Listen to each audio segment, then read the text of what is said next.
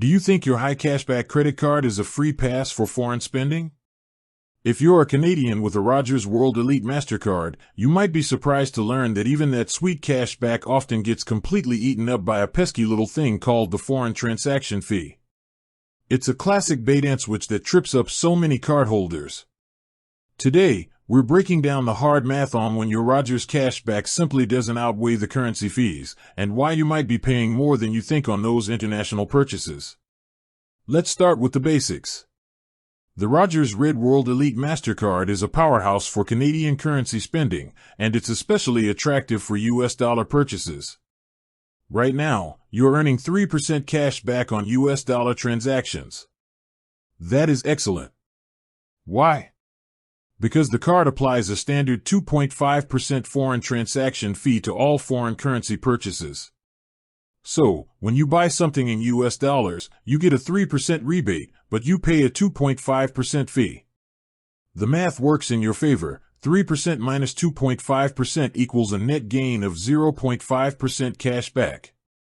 That's still a win. It's one of the few cards that essentially cancels out the FX fee and gives you a small bonus on US spending.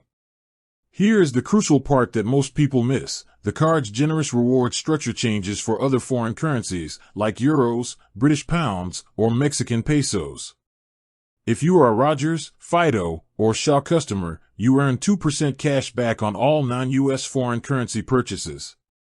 If you are not a Rogers customer, you only earn 1.5%. Now let's do the math again for a trip to Europe. If you're a Rogers customer, you earn 2% cash back, but you still pay that 2.5% foreign transaction fee. You are now in the negative. 2% minus 2.5% equals a net cost of 0.5%.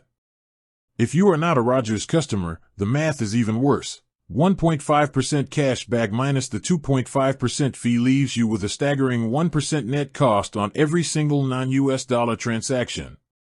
In both cases, you're not gaining cash back, you are simply getting a discount on a penalty fee. So, the takeaway is simple: do not use your Rogers MasterCard for non-US foreign currency purchases. That great cash back you're getting is simply not enough to overcome the 2.5% foreign transaction fee.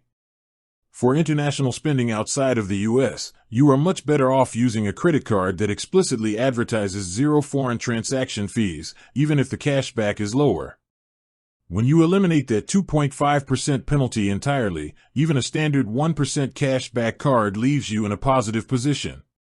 Don't let the allure of high cash back trick you into paying unnecessary fees. Keep your Rogers card for your US spending and your Canadian purchases, but for everything else, make sure your card says zero foreign transaction fees. With that said, thanks for watching, and until next time.